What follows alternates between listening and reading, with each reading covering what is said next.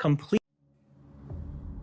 This episode of Shockwaves is brought to you by Fright Rags. I think that it is one of the leading horror t-shirt and sock companies that I go to. I would definitely agree with that. I think so. They also have really good enamel pins. They got great enamel pins. They're focused on creating original artwork commissioned from top artists on the highest quality printing on super soft ring-spun cotton shirts. And you guys know I need some soft tees on this body. Ryan's got sensitive skin. I do. Did I explain the tight shirt? They featured many licensed properties. Pretty much if you can think of a horror film, they have it. I bought my Rawhead Rex shirt there. There's a Rawhead Rex shirt? I have a Rawhead Rex shirt. Damn, Right. 2017 is the year of the Rex. I also have a brain damage shirt from there. I think that some of these have been retired by now, but you can always go and sometimes you can vote and they'll bring back some of the retired artwork. And they cover more than just shirts. They cover socks and lounge pants, like the little horror sticker lounge pants that I wear. And they just did a line of novelty masks, like Ben Cooper style novelty masks that are really cool. Now, upcoming titles that they're working on right now is Evil Dead 2. Which has just been released. Oh, has it? Yeah, on crap. August 23rd, which will have happened by the time this show airs. Yeah. So therefore, you need to rush to Fright Rags and pick up your Evil Dead 2 merch. And you can use the, Hellraiser 3. Hellraiser 3 dropped just dropped the recording day today. Yeah. Do they have one that has CD Man on it? There's a t-shirt that has Pinhead at the top and all of the people, including CD Man. Damn straight, Skippy. Okay, cool. I need this. So head to fright-rags.com, discount code Shockwaves0817. Again, that's Shockwaves0817. And that'll remain active until 11:59 p.m. Eastern Standard Time, September 30th. Shockwaves 0817. Head there and get a sweet discount. And the Frankenberry socks are currently on sale, down to $7.80. Yes. Boom. Why do I not have Frankenberry Look at that. socks, How guys? awesome is that? Those are really cool. I got blueberry socks.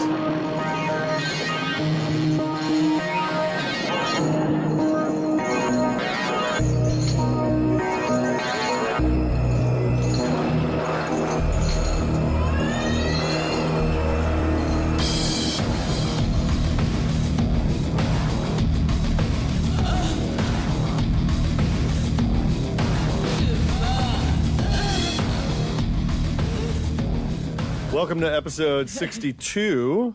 I'm your co-host, Ryan Turek. What's up? Across from me is Mr. Rob Galluzzo. Me. Over to my right is Mr. Kane. Elric Kane. Thanks for and the phantom carriage.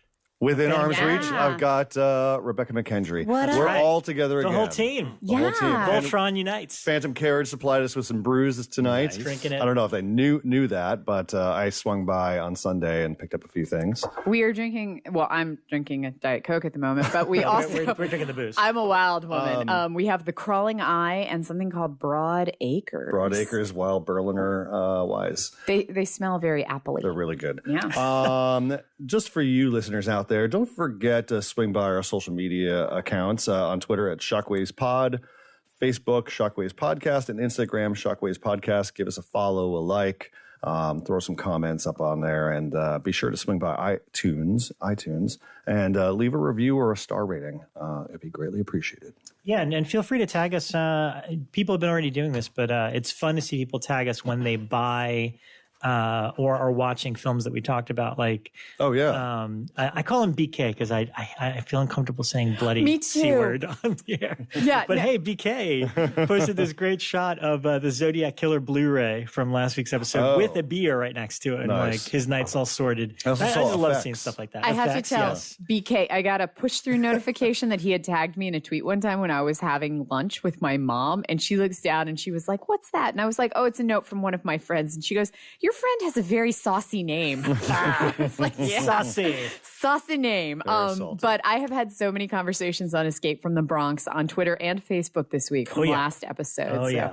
And someone agrees with me that he has that very lovely body, arms lot of arms Trash? there. Yeah, We're talking trash. about trash. He's got a lot of arms. I still haven't seen that. Well, that will fit into our exploitation topic because now Yeah. it's just us to talk about it this time. Yeah. But let's catch up on the four of us haven't been together for a while, so let's catch up on what we've seen. Yeah. Who wants to go first? And where Ryan was. I don't Yeah. even know. Oh, yeah, Where where were you you been? last time? Do you remember? Where was I? God knows. Maybe you're in Toronto or something.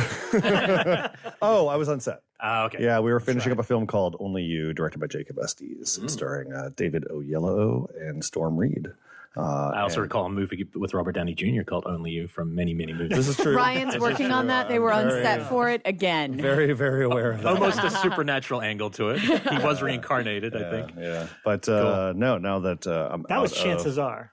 Is it? No, Yeah. it's Only You. Oh, only you? Yeah. There might be a couple movies with the same 80s plot line. Every once in a while. Robert Downey Jr. Speaking of conversations on Twitter, so last week I had said something to the extent of that I used to go to the drive-in near my house and they would always play double features and you would go see like some awesome badass exploitation film and then they'd follow it with something like Hope Floats.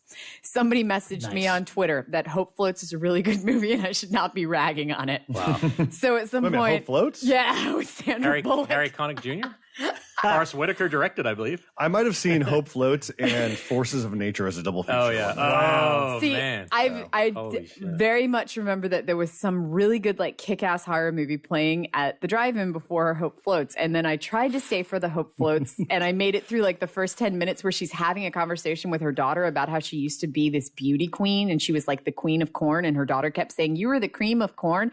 And then I drove out. So just so you guys know, Exploitation Month has been detoured into a romantic drama. So No, this Sandra Bullock movies, guys. Does everyone have their list ready? No. This is a horror podcast, believe it or not. You did not accidentally hit the wrong thing. So Has she ever been in a horror film? I don't think she has. Sandra has she? Bullock? I'm sure she's done at least Can't No. think of one. Do we consider No, 'cause I she would have did been that? all over that. She did that witch movie, guys. Practical Magic. Do we consider that a Not horror horror. film? Not horror. No. She did that one where she's getting No, letters from no, somebody of another no. time period. It was like letters in a Derailed. mailbox. All right, I'm Red calling it Lane. now. We Bekah, got- me and you, side podcast, Sandra Bullock. Ryan No, can guess. I want You in can on guess. that. I want in on that. All right. Because I remember, what was the one with, not Forces of Nature, what was the one, it came out, I saw In the Mouth of Madness, and then I hopped over to a Sandra Bullock movie. Okay, guys, I swear. Okay. It's She the come had down. to have done. I'm going to find a horror. right. film. So- Give me God, 5 all minutes. right. Rob, you want to go first? Yeah, you know what? I will start with the surprise movie that I saw this week. Last night in Los Angeles, actually, it'll be a couple days when this airs. There was a 10th anniversary event for Hatchet, which came out 10 years ago. I can't believe that. And you know, we've been friends with Green for a long time, and I remember very distinctly. I wasn't even living here yet. I remember No, going you to weren't. see Hatchet several times at the one theater in New York City that was shown. And I kept just bringing friends because I was like, this is such a blast. It's so much fun. And at least in New York, the Hofstra joke always got a huge laugh.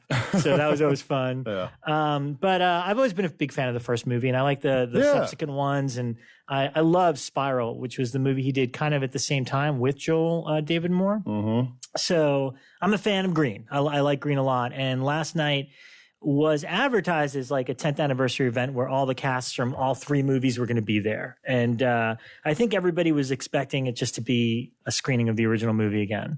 And I got to tell you, it was really cool because first of all, seeing all those familiar faces, not just from the movies, but like obviously like I got to sit with Brian Collins Yeah. and a lot of our friends that Frank Club, 10 with years the Frank Club that we've all known for the last 10 years. And half of the theaters that, and the other half are people that waited that actually are huge Hatchet fans to see this for free. And I was sitting kind of up towards the back, and Adam came out and did a very heartfelt introduction about why he even bothered to make yet another Hatchet movie. And actually it was really sweet. Basically the super short version of the story, because I'm sure he's going to go on tour and tell it, and I don't want to take away from that. But a lot of it had to do with the fact that we are now of that age where we're losing our heroes. You know, Wes Craven died, he's gone. And that's like one of the guys that's pretty pivotal for why It was we're a all big in this one. room right Yeah. now. Yeah.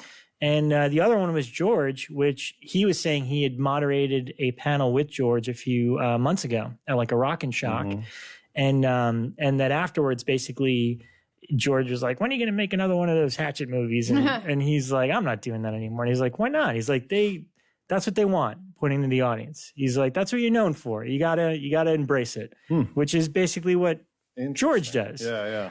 And he said the night that George said that to him, he went home and started writing what became Hatchet 4, aka Victor Crowley, which is the actual title. And that is what he showed last night.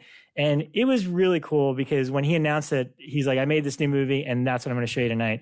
The half of the audience the whole audience was into it, but the half that was there thinking they were going to see Hatchet was like completely blindsided and like losing their minds and going on Facebook Live and stuff. So that was really, it was really kind of heartwarming to see that. I wonder how he kept that secret. That's amazing. It is pretty. Barely. It was holding on. There were rumors. There were rumors floating around. But I remember going on Twitter once, and I mean, like, it doesn't matter now, but I remember going on Twitter, and someone was like, "Yeah, so I just passed by a door that had a sign that said Hatchet 4 accounting on it," and then I went back like 5 minutes later, and it was gone. And I think Adam got to him and was just like, "Dude, come on now, come on." Yeah. Wow. But no, it was. You know what? It was worth it to see it that way last night. And as far as the movie goes, I don't want to talk too much about it because I think it is really fun to be surprised by both the familiar faces that are in it, kind of the callbacks to the other movies, and kind of what he does in it. It's a lot of fun. I mean, part of it helps that Brian Collins' infamous cackle was next to me the whole time. The Brian Collins cackle. Laughing at all the right spots as if the jokes were made just for him. But it was a blast. It was, if I had to compare it to any of the other movies, it was very much spiritually in tone with the first one. It just literally felt like back to the basics. Back to the basics. I was a little nervous because rumors I'd heard over the years was that I think somebody asked him once about Hatchet 4 years ago, and he said something about it being sort of a meta approach at like a convention or something like that. So I was like kind of nervous that that's what it was going to be.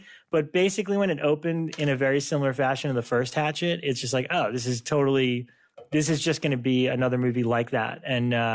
And it's cool, very gory, very angry, because I think it's safe to say he had a divorce in the time period that he made his last movie, and it's very evident in a lot of the dialogue and gags because the two of the characters are divorced in the movie itself. Does the dog make an appearance, Arwen? No, but Arwen's name is definitely Arwen. Okay, Arwen's name is definitely represented in it, and yeah, I mean, the one cast member I'll tell you because he's kind of the lead is Chase Williamson from John Dive. Who I can say Which this is really now. Cool, yeah. So while we were shooting, because Chase is one of the leads in my movie, we were supposed to shoot one particular day, and he was like, "I can't be there because I'm shooting not an Adam Green movie." And I said, "What?" And he goes, "It's definitely not an Adam Green movie, but I have another shoot that day, so can we possibly do another day?" And so I rearranged around it, but he was shooting not an Adam Green movie at the time. So right. Well, I had a blast with it. I think if you like those movies, especially the first one, if you had a blast with the first one, I think you're really going to enjoy this one a lot. If you don't like the Hatchet movies, you're not going to like this. Like if none of them won you over, but it's just a lot of fun, great kills. Kane's amazing in it.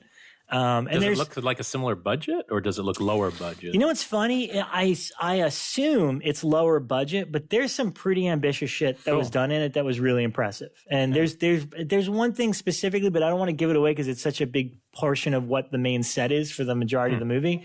But it's really well executed considering that it's a low budget movie, and you're going to be really pleasantly surprised with several of the cast members, all of which have been on the show. Nice. So that was a lot of fun, and it was just a great night. And I think it's super cool the way he's doing it because now it'll be at Fright Fest next week, and I believe he's just going to do like a 25 city tour and just show it this way, like just get fans together and screen it for them and then talk about it after. And cool. I think it was super cool. I was taking the Kevin Smith approach to distribution. And you know what? Why not? If that works, then just bring it straight to the audience that wants to see it. And so I'm really proud and happy for Adam, and I hope this gets him back to where he wants to be. So loved it. Can't wait for you guys to see it. Cool. Yeah. All right. I saw a show. I don't know if anyone's been watching. I won't go into detail about, but I know we mentioned Room 104, the HBO show. I'm up to date on those. I recommend them to people. I've been It's a little watching 'em. offbeat. It's not necessarily, so far they haven't been that harsh. I'd say They're almost, Twilight Zone, but more I'd say sexualized. Twilight Zone-y. Like the first one, I was okay with, but I wasn't blown away by, and so I had problems. Like it took me a while to proceed, but I like 2 and 3 a lot. Yeah, I've liked all of them to an extent. I like them because they don't outstay their welcome. It's 26 minutes. Yeah, and they're it's just quick. a fun, quick. I thought the one with Dawson was great. What's James his name? Vanderbeek. Vanderbeek. I James thought Vanderbeek. the twist of that Yeah, was really that was fun. number 2. I really liked that one. But that's just, I think if you haven't checked out, worth checking out because we don't have any shows like that are that What's it short. called again? Room 104. Room 104. That's on HBO. Yeah, and There's it timed 4 it of them. nice because I would have never gotten my HBO subscription for that. I just would have waited for it to come around. But since it's Game of also Thrones. Game of Thrones, Yeah. I had my kind of few months of my HBO subscription Which going at on. some point when that all wraps and everyone's seen it, we've got to talk about it from a horror perspective because some of the horror stuff in Game of Thrones is really this week incredible. in The zombies are particular- so much better Someone than any blew other it. zombies. Someone blew it for me on Instagram. damn. But I mean, Oh, I'm a season behind, but I saw that and I actually shed Trust a me, tear. they didn't blow it for you. No, I know. Nothing I know, will but compare the to the seeing things it. that matter to me in that episode. I was like, oh, Yeah, no, it's really It's amazing. You know me, I'm always cinema before no matter how good TV gets, I still am always cinema. This is as close as I've ever gotten to where that line's really blurred. I'm like, I could be watching this in a theater every week. It's that good and that big, and the scale is just pretty remarkable. But I watched a movie. I think you already saw it a little way back, The Transfiguration, because now it's on Netflix. Q&A'd No, I the haven't seen screening. it yet. Oh, I thought you had I was recommended the it. one. She saw, and I saw the similar one called Aaron's Blood. Funny. I thought you had gone to that screening. No, I did because I moderated the panel at it and interviewed the director. this was definitely one of those. Hang on a second. Let me just preface this. This is one of those movies that I saw and was like, this is an Elric movie. Is it? You know what's funny? On paper, 100%, right? Because like it even mentions Martin in it. And Martin's one of my favorite movies. The only thing about it, I'd just seen a movie I highly recommend, not horror, but the Safdie Brothers' Good Time with Robert Pattinson. Dude, I need it's to one of watch the that this weekend. And what it has is this like pulse to it. Like every scene is throbbing with excitement and the soundtrack. And this film, the one thing I didn't like about it, it is flat. It's Yes. like each scene bleeds into the next. And it's cool because it's got this realism going, but at no point, even in a murder sequence, let's say, the rhythm doesn't really change. It doesn't feel like a climax. You No, can't tell and where it's- the act breaks are. It feels constant and it feels really long in that regard. In that sense, it is. It's only 95 minutes. It's on Netflix now. The performances are great. Larry Fessenden's very briefly in it. I think Lloyd Kaufman gets killed and maybe in the back. Yep. There's a couple just really quiet cameos. You wouldn't even really know it's Larry because it's the back. I mean, we would. Anyone who listens to this would because it's the back of his head, and the side of his face. But it's it's a New York horror film. It's one of those horror films that I think will be more interesting on a level of you would study it for the book on vampire stuff because it's like smart. But in terms of rewatchability, you probably would never rewatch it. That's a good, But I think everyone listening to this will definitely want to check it out because it's definitely part of that canon of films. I thought it was interesting, but I guess I'm at a point now where even if a film is like an hour, I want to be like moved a little more. I want something that like just takes me away a little more. So I felt myself very aware of watching a procedural vampire film that somebody had planned meticulously versus this is just a great story. Right. My issue with it was that it felt like, and you may have liked this because that sounds more like an Elric film, that it felt like it threw every social issue they could find up on the board. I don't really like let's lots get of some social. race. I like Okay, a little. PTSD. Okay, rape victim, child abuse, drinking problems, and it was all in there to the point where I was like, it seemed like it was gang culture, yeah. And because there was so much in there, and yet that makes it sound cliche, and it's really not. They do it in such a minimal way that. But I agree with you. I do think they're throwing too much. and suicide. There was some suicide stuff in there too. So yeah, it was a lot. Look, if you go to Letterboxd, I mean, there are a lot of critics who I really like on Letterboxd who are giving this thing 5 stars out of 5 or 4.5. So it's been really well received, but I guess it's like one of those critic darlings rather than being like Annabelle 2. I enjoyed the fuck out. Like I sat in a theater and was taken somewhere. So I hear. Oh yeah, you heard that, right? But no, I really, and there is a difference. I don't always want that feeling, but I really liked it. So it's definitely a must watch, but I don't think it would necessarily make my top 10 at the end of this year. It might just be outside that bubble. Cool. All right. So I watched I Bury the Living from 1958 because, somebody just did a fancy schmancy release. Was it Scream Factory? I don't think so. I might have been Synapse. Synapse. Somebody look that up while I talk about Albert Band, right? Somebody, yeah. The reason I watched it was I had just received a new release copy of it, so somebody did. But anyway, it's just recently been released to Blue. So I Bury the Living. This is 1958, directed by Albert Band. So this is Charlie Band's dad. Which is how Charlie grew up in the industry and everything. I have always loved this movie. I haven't seen it in probably the last decade. It is about a guy who is hired as a cemetery director, and he quickly discovers, so they plot out the cemetery they have this giant board, and when people buy grave plots, they put a white pin in. And then if somebody is actually buried in the grave, they put a black pin in. And as they're rearranging a couple of plots, they're moving some pins around. And so wherever Mrs. Henderson was, even though that she's still alive, you know what? We're going to put Mr. Griffiths there, and he's already dead. So then they'll put a black pin there, rearranging. And whoever they move and put a black pin in their place, that person dies. Mrs. Henderson suddenly kicks it. And so this happens a couple times, and the funeral director becomes really paranoid, thinking that he's doing it. And even though that the movie still is kind of ambiguous and you don't know what's going on for most of it, it has so much tension. And it's not even just is it real? Is he really causing these people to die?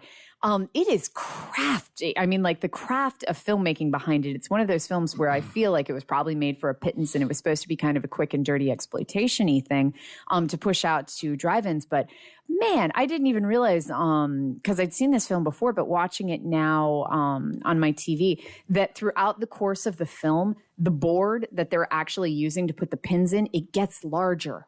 And so, whereas it's subtle and it happens scene by scene. So in the first scene, you know, there's room on either side. And then throughout the course of the film, it gradually gets larger, so that by the end, he's standing in front of it and it's like the fucking size of the wall. Oh, and God. It's so effective. So it's literally like overwhelming him by the end. Really cool cinematography too. So yeah, I love this one. Highly recommend checking it out. Stephen King has written about this book this movie a few times, and even based one of his short stories, Obit, off of it. And Shout Factory did release it. Shout Factory, it was Scream Factory. Yeah. So yeah, it's like a Hitchcockian level of tension throughout the whole thing. Yeah, it almost could have been a Hitchcock Presents. It almost has that vibe. It really does have that vibe. We saw it at it was part of the 24-hour New Bev, I guess last Halloween or the one before, and it had that spot where usually you might fall asleep. I think they do that around 2, and it's always a black and white old film.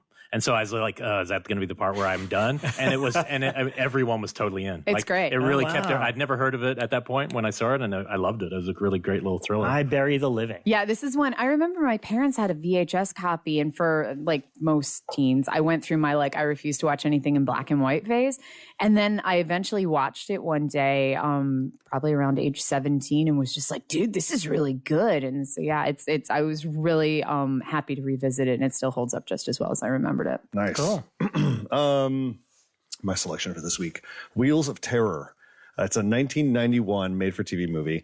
Let me just preface this by saying that in creating Slashback Video, which opened September 9th here in Burbank, California at the Mystic Museum, I'm collecting and buying a lot of VHS tapes and a lot of titles I have never heard of or seen before. So Wheels of Terror came across my desk, and I was like, wow, that's a souped-up muscle car. Cool, check that box. Does its headlights look evil? Yep. Check that box. Is it a car ripoff? You betcha. And so this one was written by Alan B. McElroy of Halloween 4 fame and the writer of Spawn, the movie Spawn, not the comic book. And Joanna Cassidy of Blade Runner is the lead. And her and her daughter basically are Los Angeles transplants who move to a dusty old town, and Joanna Cassidy takes on a bus driver job. And do you think that she's going to take on this car with her bus? You damn right. Oh, wow. All right. Does this bus feature a souped up engine? Fucking A, it does. Will she take on the car? Oh, yeah.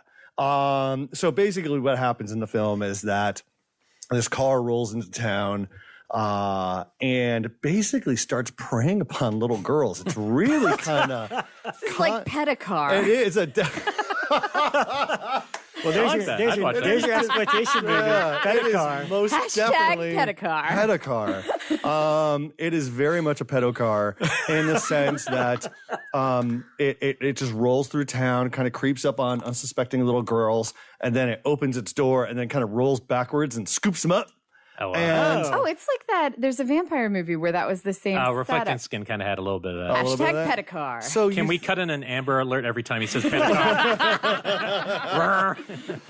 that should be the siren, the honk. Yeah. But basically, you don't know what the deal with the car is. Is it supernatural? Who's behind the wheel? You never find out. wow. And what happens? Like Duel. I love that about exactly. Duel, So what happens is these girls are picked up, and then they're found like sexually assaulted. What? Yes. They have a town meeting and they're like, yeah, we found little Susie. She was sexually abused, but she's doing okay. She's in recovery. And you're like, oh my God. They're announcing this at a town meeting. At a town meeting. Really, really lurid stuff. And you're like, oh my God, this got really dark for a car. You said it was a TV movie, right? Yeah. That's crazy. And so, sure enough, because Joanna Cassidy has a daughter, this thing starts tracking her daughter. And the movie culminates in, I didn't clock this, but I gotta say it was a 25-minute chase scene. It felt like 25 minutes long, where Joanna Cassidy is dropping off a bunch of kids in the school bus, and the car starts following the bus. And then she's like, that's the car. That's the car. And then she starts chasing the car. Are the kids and then on the kids the bus? are on the bus going, let us off. Let us off. And she's doing all these like hard turns and stuff. It is the most boring car chase sequence in history because the director, Christopher Kane, doesn't know how to shoot. So once she deposits the kids, He'll and never be on the show. There goes that. We're sorry, Christopher Kane. Once she gets rid of the kids, and it's just her in the souped up bus versus the car, it is a giant chase sequence through town and through all these dusty roads. Is she still doing the bus route? We're like, hold on, I got to drop off Timmy. No, she like literally, bye, Timmy. she finds a safe zone and she's just like, here you go, kids, call the cops. And then off she goes. And it just ends in a very explosive way that is very satisfying, even if the entire movie is absolutely stupid. It is, there's just like, the car sequence is just like a lot of chase sequences, a lot of slow-mo close-up shots of Joanna Cassidy behind the wheel of this bus with the hair blowing in her wind and the dust kicking up everywhere. And you're like, oh my God. And it all culminates in this like kind of a quarry. And did you watch this on VHS? Or I did watch this on VHS. Is that the only way it's available? Wheels of Terror. Wheels of Terror is the only way it's available on VHS. I love this tagline. It says, evil waits with the motor running. Yep. Oh, yeah. It's a great cover, man. Good. That is why I hand selected the tape because I saw the cover and I was like, oh, this satisfies my car-sploitation Jones. Wow. You could do a great all-nighter of just car things. Oh, yeah. I mean, it would be so easy. And it'd be fun. They're all so different. You know? Vanishing Point's one of my favorite movies. No, but I mean, like horror ones. Yeah, Vanishing Point is a great. Yeah. Film But I will say, Wheels of Terror is, I think you can find it on YouTube. So, you know, if you want to check it out, check it out. It's a lot of fun. Speaking of things that you can do in exploitation films that you cannot do in real life, besides doing a chase scene with kids on a bus, in The Car, he drives his kids to school on a motorcycle with no helmets. Yeah, no helmets. both the girls from what are they from? Real Housewives of Beverly Hills. Both of the kids. That's right. Yeah, that's both of them. Yeah. Driving to school on a motorcycle. But the car and car's Wheels amazing. of Terror would make a great double feature, even if one of them is subpar quality. Wow. Next up for me, I checked out Arrow Video just put out Re-Animator on a pretty fancy double disc, very nice set. deluxe edition, and the version I want. I mean, I've always been used to, I guess, what would be referred to as the unrated cut of the movie, as far back as I can remember from Anchor Bay's original DVD release and onward.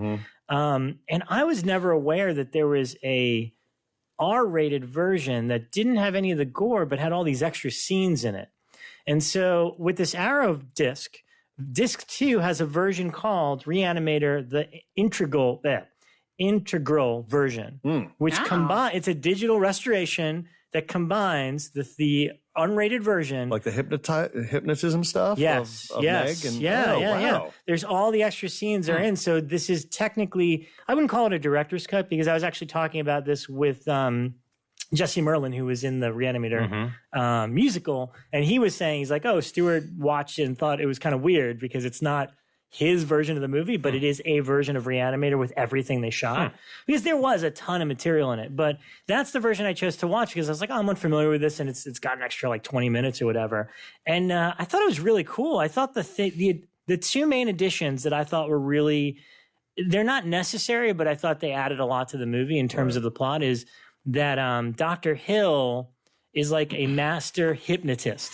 So there's scenes that end like when Dan Kane picks up Barbara Crampton for the first time for dinner, like, oh, we're going to go study or whatever. As soon as she leaves, Dr. Hill's staring at the dean who likes Dan, who likes the boy, and is basically hypnotizing him, saying he's dangerous. He lives with that West guy. You must keep your daughter away. And then he starts repeating it.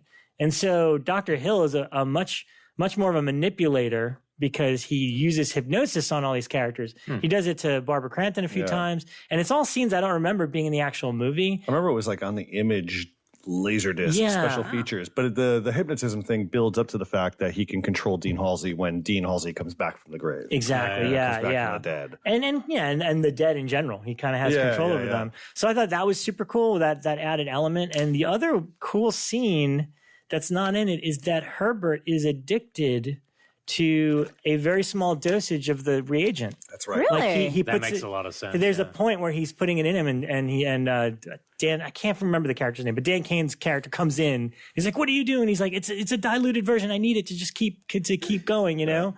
And I was like, "Oh, that's kind of neat." That's like, an interesting all- plot point that I Yeah. feel like it could have been better used. Yeah, no, all that stuff makes sense. It's it's a lot longer version of the movie, and I think it's not complete though. Somebody told me it was missing a dream sequence, which I don't remember off the top of my head. It's been a while since I've seen the movie.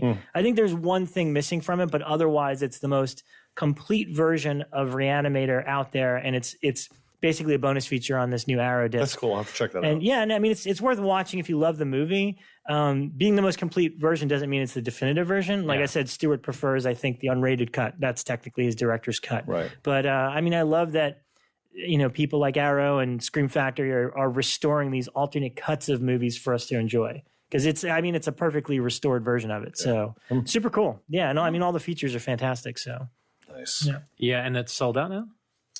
I don't know. I don't know about it's getting dangerously close. People, really? Diabolic posted saying like, once these are gone, that's it. Yeah, well, I mean, because they don't sell. I mean, basically the deluxe version is what they're talking about. Okay. Like there will always be a version in print. Like you can still get Creepshow 2, for example, but Right. the first pressing of it came with a slightly fancier box and like a comic book. Okay. So this deluxe version of RE-ANIMATOR has the Dark Horse comic book completely reprinted. Right, yeah. Which is kind of neat, So I think it'll be available, but just not with the comic book. Okay. I just saw RE-ANIMATOR recently, which is why I haven't like dug into the box set, but knowing that it's got this alternate cut, I'll watch it with fresh eyes. Super cool. Yeah. Someone new Yeah. I Yeah. like.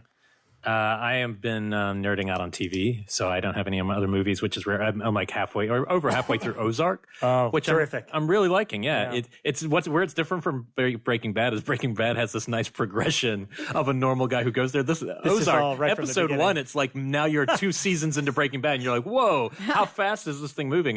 But I'm enjoying it so far. Super dark. I mean, it's pretty. Each episode, you're like, oh god, like who are these people? But you know what? Jason Bateman's great in it. He's And it's- really good. Wow. It's funny for people that don't like him. I'm like, well, I think The Gift and Ozark are like it's the reasons he was. You've been waiting for these characters. The Gift made me reappraise him because I thought he was so good in it. Yeah. And then this is just a very different kind of role. Yeah. But anyway, so I don't have as much films this week. Well, I have a couple of others. So I have been taking the subway. I'm teaching a couple classes at USC in the cinema department this semester. And so I've been taking the subway there. So I have like a 45-minute ride there and a 45-minute ride back. And so I've been reading a ton. I reread a ton of graphic novels. But I also just this week worked my way through 3 Lois Duncan novels. Because I know I'd been talking a couple of shows ago. I mentioned about how much I used to love Stranger with My Face. And so I went back and read Stranger with My Face. I read The Gallows Hill, which is her witch one. And then I also read Down a Dark Hall, which after I read it, I was like, this one's really good. This one would make a great movie. It's a movie coming out in 2017 starring Uma Thurman and Isabel Furman, directed by someone named Rodrigo Cortez. Yeah, Rodrigo. Yeah. You He familiar? did, Buried. Yes. And so I'm kind of psyched. At first I was like, this would be amazing as a film. And then I was like, oh, okay. Well, somebody else thought that too. But I'm excited to see what they do with Down a Dark Hallway. But yeah, the other thing that I watched this week was, I think I talked about this a few years back on Killer POV, is Animorph. I revisited. And this is not the cartoon, which everyone confuses it with. I was about to say. No. And this was part of the problem when it came out. So Animorph came out in 2007, and I loved it when it came out. And I watched it, and I remember speaking about it on Killer POV. And then last week, I saw somebody online completely dogging it about how it was horrible. And I was like, I really liked it. I need to rewatch it and see if, I was just in like the heat of the moment, if it still, if it suddenly sucks.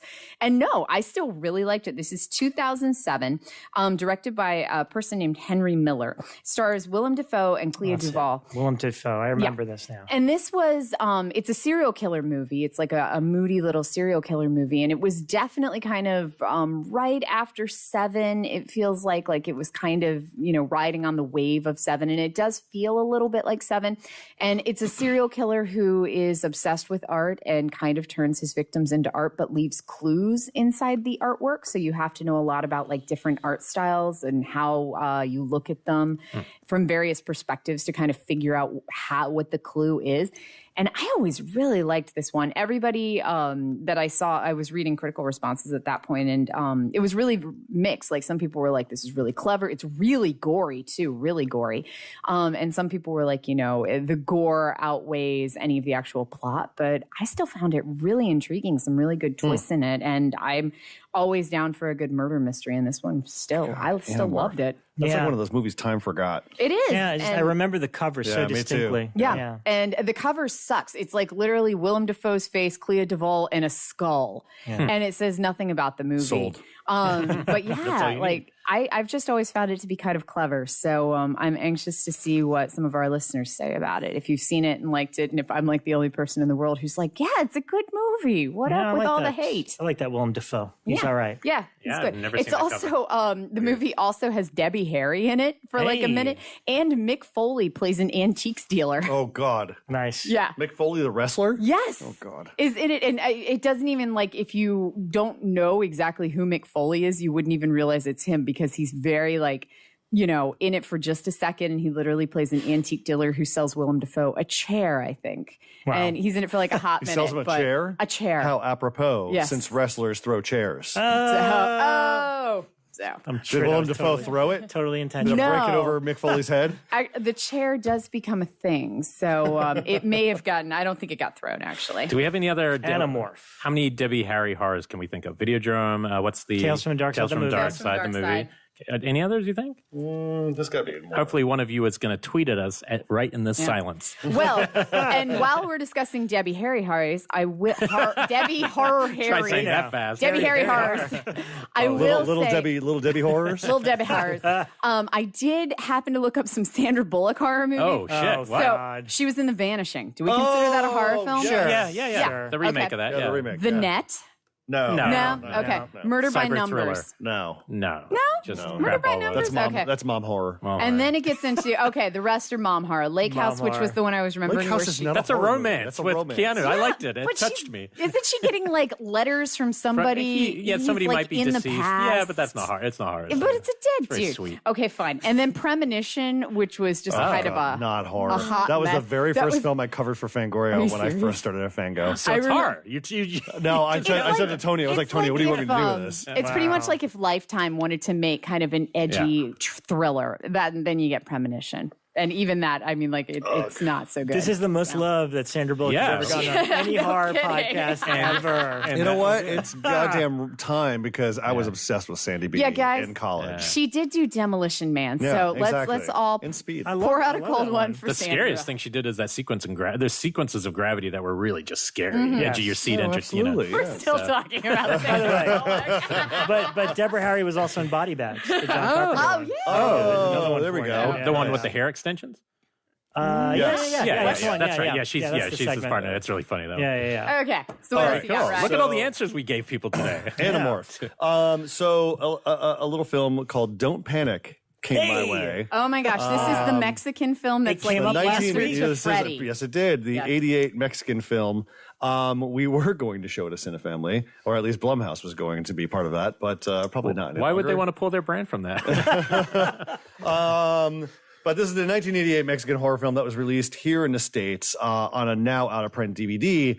I watched it late one night and had my mind blown because it is the most bonkers batshit thing I've seen this year. I want to see it now. And the best synopsis I can give about the film is it's a dude celebrating his 17th birthday. He actually looks like he's 24. Him and his friends are playing with a Ouija board, and they unleash a vengeful spirit. And then our hero runs around inexplicably in his dinosaur jammies. Oh, he's that one. That's the one, right? That I mentioned last week. Yeah. Trying not to be implicated in the rash of murders that have broken out all around. Wait, his so school. you seeing this had nothing to do with our last No. episode? Oh, wow. was just- I literally Coincidence? saw that's it so 2 cool. weeks. I saw it 2 weeks before the episode. that's- Don't That's Panic's weird. making a crazy comeback. Yeah, I know. I love it. Out of nowhere. And then in the experience of playing with the Ouija board, he has like this somewhat like power where his eyes get red and he can see the murders taking place. But again, he's running around in his jammies. But the good thing is that he manages to fall in love with a girl over the course of 24 hours. He manages to sleep with her, and then he manages to ditch her because of this shit that's going down.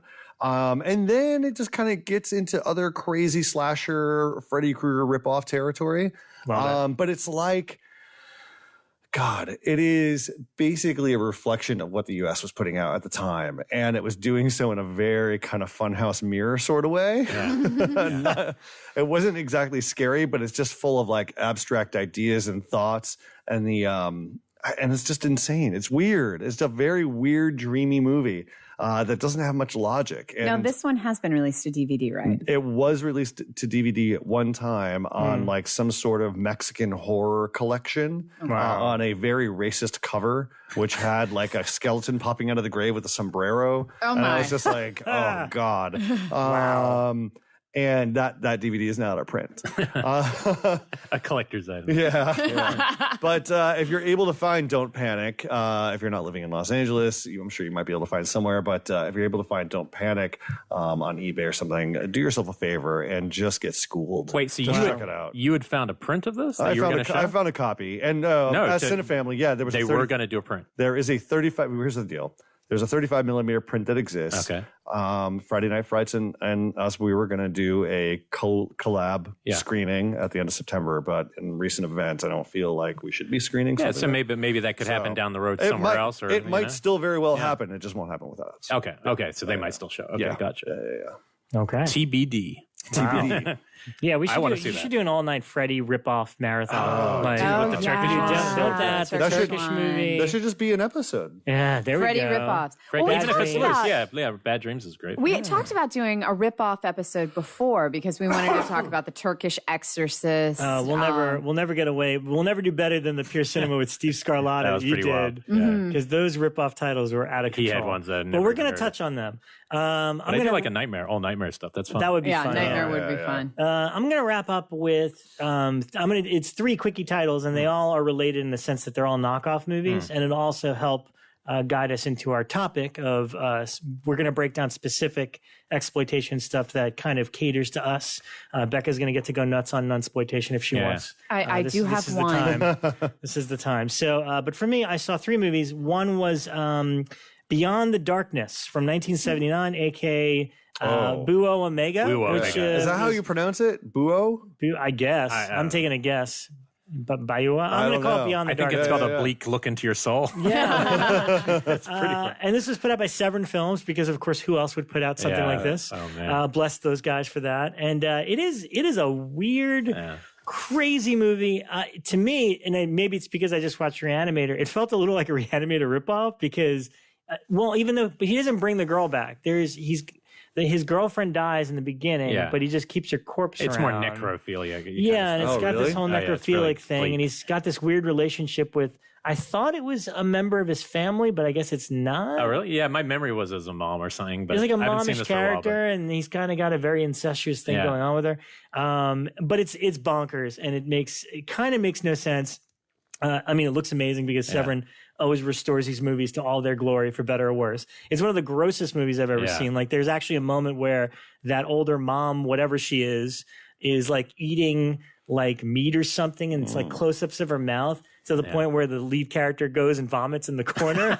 Like it is actually that gross. We're like, oh God, I think I want to vomit now too. I mean, it was a very controversial. It was just one of those kind of nasties that everyone was always. It's very bizarre. I mean, there was one scene where, because the main character is kind of like this good-looking dude, so there's one point where he's out, like I guess for a jog, and a female jogger, a very attractive female jogger, bends her ankle or something, and he's like, oh, let me tie that up for you, and he brings her to the house, and somehow within seconds they're already getting it on and getting ready to sleep with each other. Oh, wow. So they go into the room, which has got like double beds, and they're making out, and he like pulls the sheet on the next bed to reveal the body of his dead girlfriend. Like he's like, I'm gonna make out with her with this dead corpse next to me, and then finally, of course, she turns and sees it.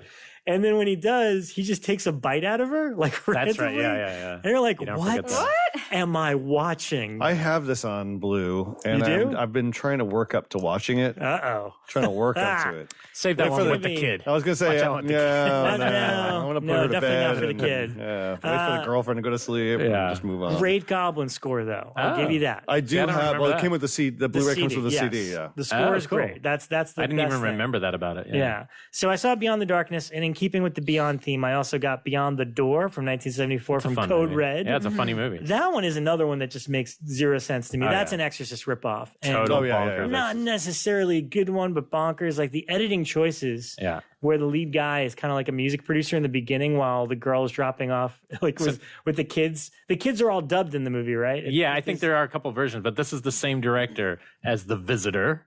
Most and the one we were just talking about, Madhouse. Madhouse. So we're talking that other makes bonkers. a lot more sense now. And this movie with a crowd is really fun. Like, I'm sure it's a laugh fest, but it is such a bizarre ripoff. I mean, it is an Exorcist ripoff with weird editing choices. There's one part where she's like freaking out, saying she's going to kill you, but it keeps like freeze framing on her, and she keeps like flipping. And it's out. set in San Francisco, I think. Yeah, or somewhere.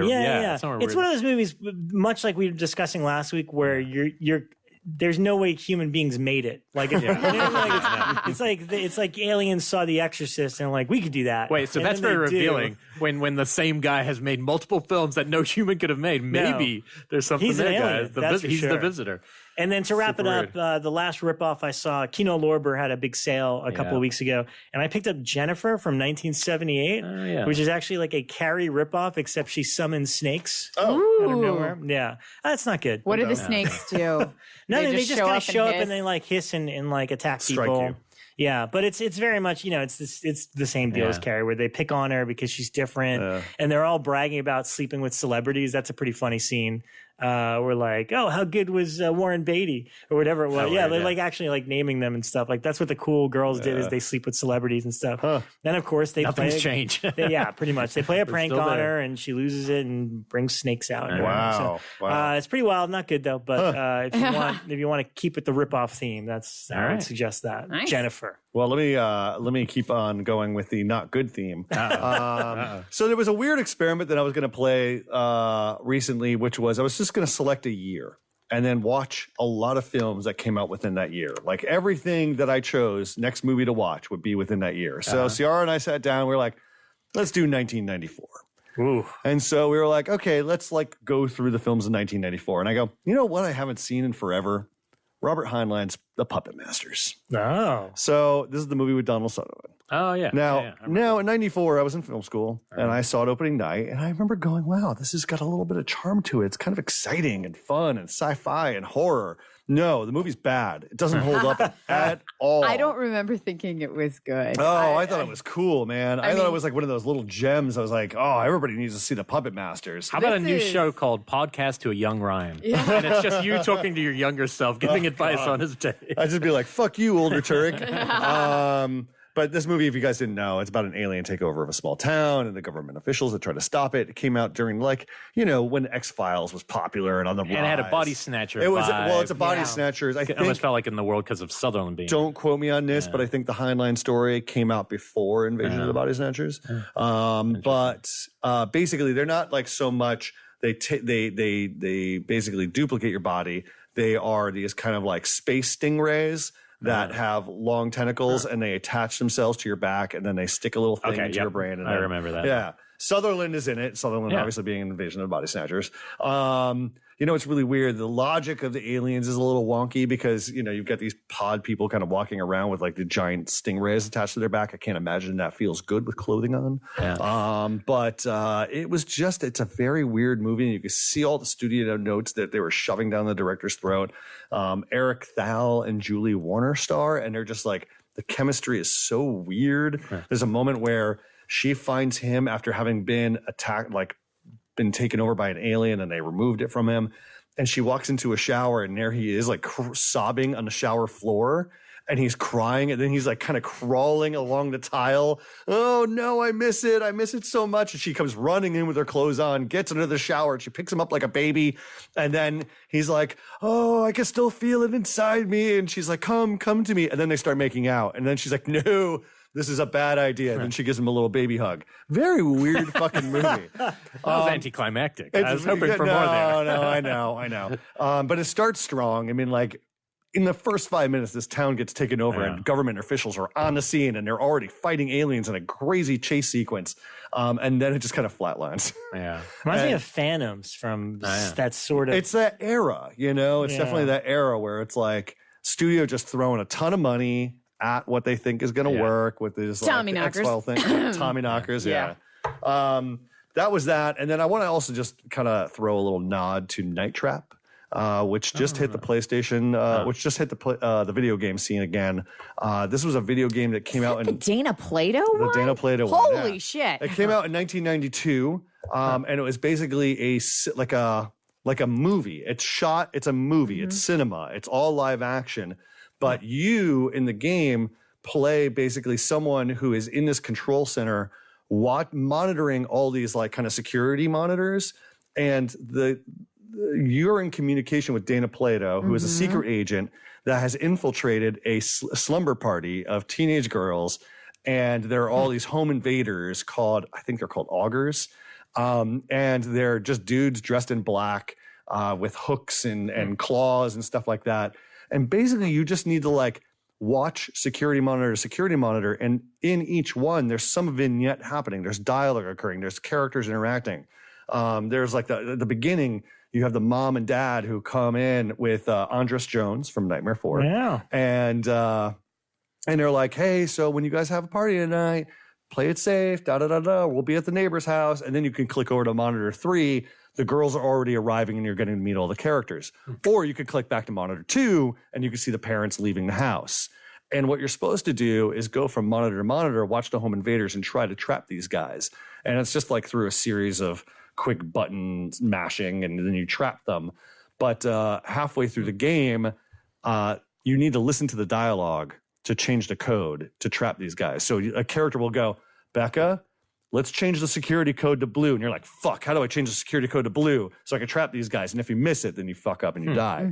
I lost Elric, but it's a really, really fascinating The whole game. time you're talking, though, like Rob had it up on IMDb, so I'm like, is this a movie? Is this a game? No, it was actually... It's both a movie and a game. It was really fascinating, actually. I remember it when it came out, being like really into it. And actually, you can listen to an episode of my other podcast, Our Strange World. We do an entire episode on horror video games, but a large chunk of it is on 90s horror video games. So we talk like Gabriel Knight, Seventh Guest, why can't I remember? Phantasmagoria was one of them.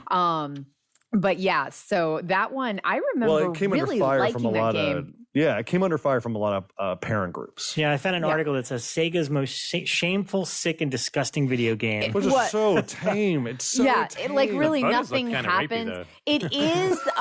They really do. He's correct. The images look There are pretty no tough. rapes in it. Oh, really? I will confirm. She's like wearing lingerie and she's surrounded by men in black hoods all like poking at her. It is weird. They definitely kind of gave it a sexy sheen, I will say, but there's nothing rapey in it. I just recall it as like a basic slasher, but it does play as a movie. And this was definitely at the start of the video games where you do get like a lot of video action where it's like, you know, you get a couple of seconds of button mashing and then a 10-minute video goes along with it. And so this was a lot of that. Yeah. All right. Good stuff. But what was fascinating about the re-release of Night Trap is that they remastered it. They added some new stuff, but they only put 5,000 copies of like one platform out into the world. So I woke up at 7:30 in the morning going, I'm going to get my physical night trap for PlayStation 4. And I sat down and 7:30 rolls around. I hit click in my cart. I'm like, oh, what else do they have? Oh, they got t-shirts. Let me see this. And I go over to the t-shirt. I click on the t-shirt. Oh, nope, it's no longer in my cart because it fucking sold out in 3 minutes tops. So I had to wait for the $15 downloaded version, and I think I won. So anyways, that is crazy. Night Trap. Wow. Yeah. Well, while I'm watching on screen, I'm going to stay with rapey because it looks so crazy. Something called infamous bathroom death, and it's going over pretty as you'd expect. But anyway, All right, well, let's take a break for a second, and then we'll come back with exploitation. yes.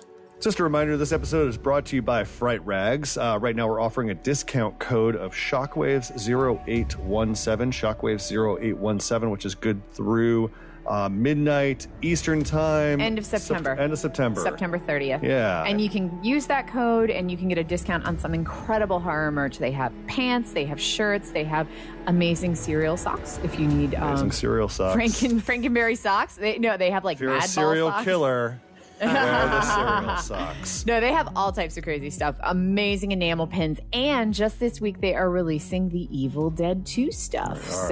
All I types still need of... to get some Elvira shirts. I saw they made so many Elvira shirts. I didn't know which one to choose, so I might just get them all. And if you have been listening to this episode, they have a sweet-ass Hatchet shirt. Hey. For those who are paying attention. Wow. Multiple Look at that. versions. So Nice. stay in the groove. That's right. That's all you got. That's I your don't know what new that means. motto Elric via sounds in the Elric. groove. Hatchet, Stay in the groove. All right, so we're talking Fright about dash rags. Don't Fright forget dash the rags. dash. rags.com.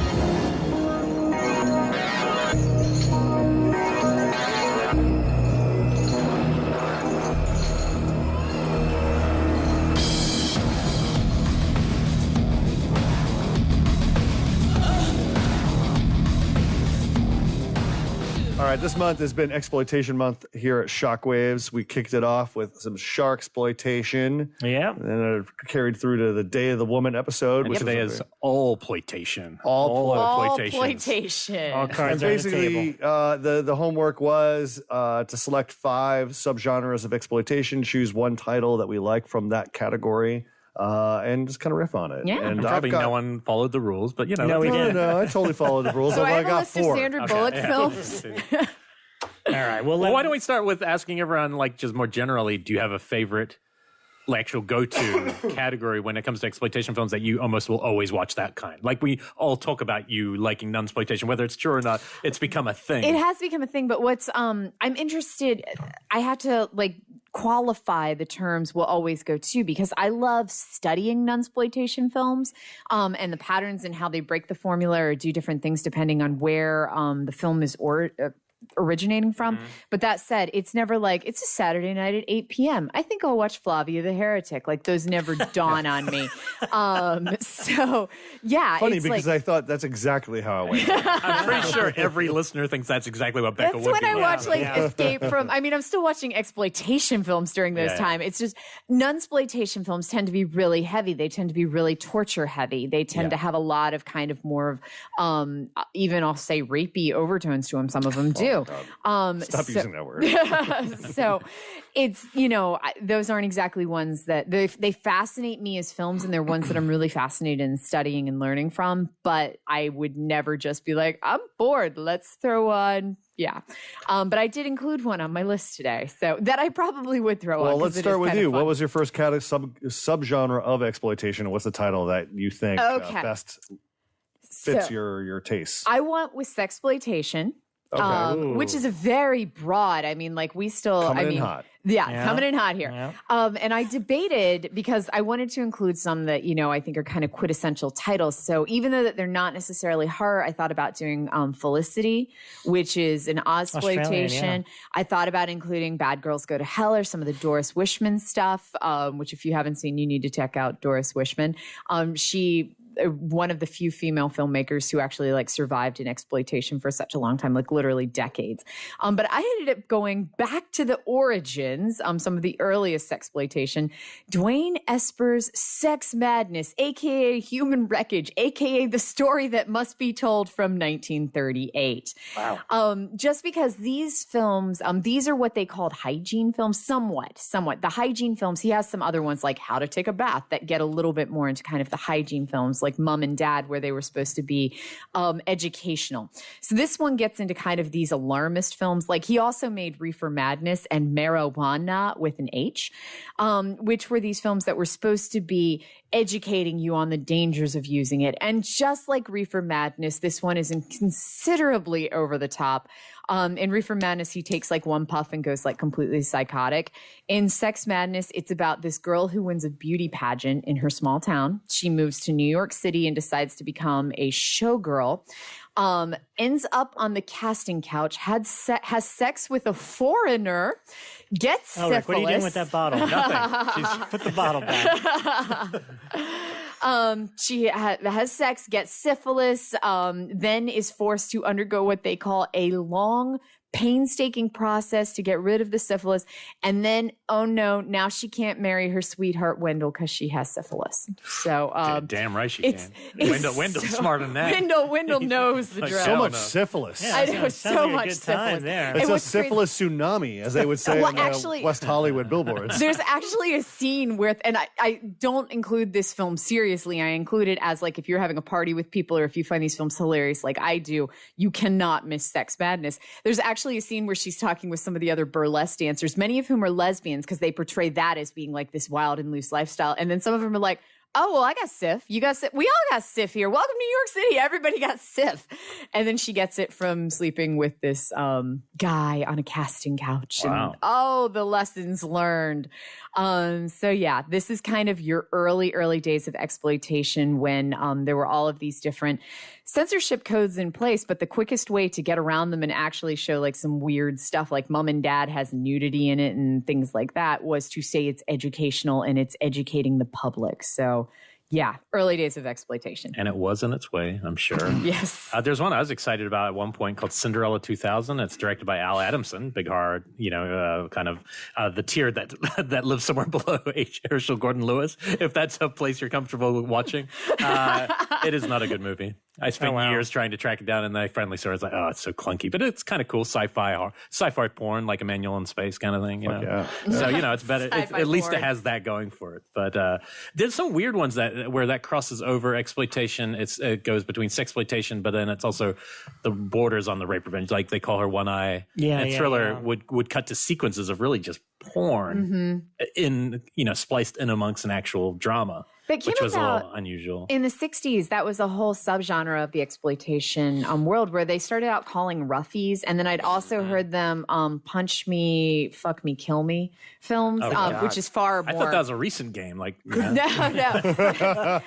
And that may have been a contemporary title that was applied to these films. Mostly I heard them called roughies. Yeah, roughies was definitely. That's definitely like the go-to title for them. But yeah, it is very much like films where they still work as sexploitation films, but instead of the actual sex, somebody always ends up punching somebody else.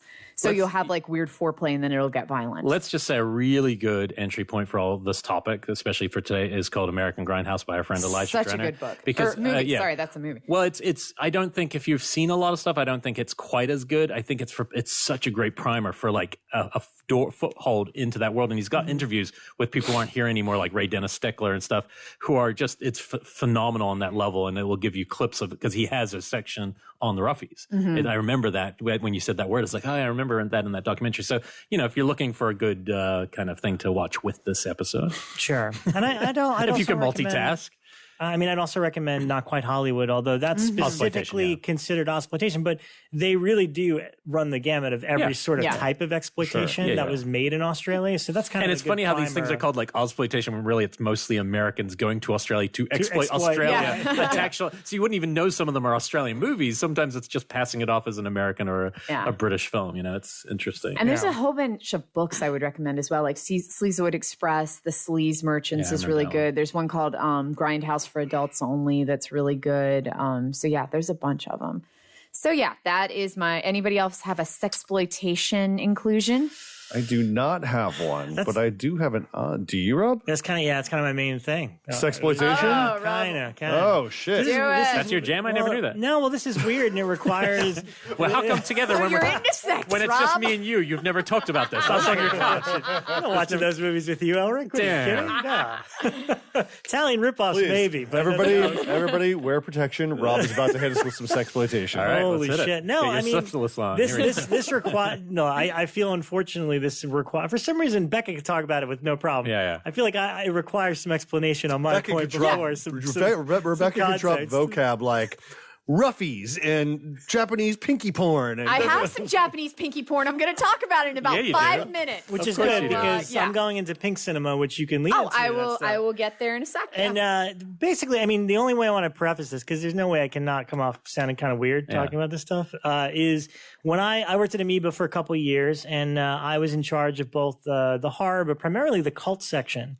And what I loved about the cult section at Amoeba in particular was it was very specified. It wasn't like we were just putting weird movies together and alphabetizing them, but we had basic cult stuff. We had directors, so things like David Lynch movies or Herschel Gordon Lewis or Jim Jarmusch, those all fell into the cult section. Yeah. And then it really got broken down. So obviously Giallo, which is the Italian horror stuff, and then Polizio Tecce, which I could talk about later. That's kind of the Italian action knockoffs in the same way that the giallos are the Italian horror murder mysteries. Then there's like the trailer ones, which are just trailer reels. Those are kind of fun. But then, the further you go into the cult section, the more it becomes smut, if you will. And most people like kind of, smirk and laugh at the more smut you go stuff. to the right. The more you go to the right. I've done it recently. The dirtier it's going to get. But no, I'm fascinated by a lot of those movies. And I think one of the entry points into it was the Emmanuel series, but I didn't start with the French ones. I started with Black Emmanuel, which is that's a good one. What's her name? Laura Gemser, who's very beautiful, and she played this version of Emmanuel through several films. I have a couple of box sets that have those movies, and I can't explain what it is that's appealing about them. The first one was one that I think Bill Lustig put out through Blue Underground, or maybe it was through Anchor Bay when he was still at Anchor Bay, called Emmanuel in America. Oh yeah, and it starred her, but it's one of, I think this nails the head on what makes exploitation stand out. Is it's a pretty traditional story where Laura Gemser is like a photographer that goes to some remote island or whatever, and at the island they randomly insert like actual porn scenes. And it just kind of takes you off guard because it's not the sort of thing that you see in a regular movie, and it's kind of not acceptable in a regular movie. And yet you're watching a regular movie. It was shot on film. It's got score. It's a regular movie. So I remember that just being a little blown away by that. I was like, ooh, I'm seeing something I'm not supposed to. And I kind of think that's the point of exploitation is not only is it exploiting a certain topic, but they're going to slip in something you've never seen before or that you probably shouldn't see. Because they don't have to pay by the rules. Exactly. Of Hollywood. Exactly. And so I always thought that was interesting. So at least my entry point was those movies, the Emmanuel stuff. And then in recent years, I've just become really fascinated by Pink Cinema. It's Pink Film or Pink Ega, or Synapse Films puts out all these under the Nikkatsu collection label. And they're bordering on.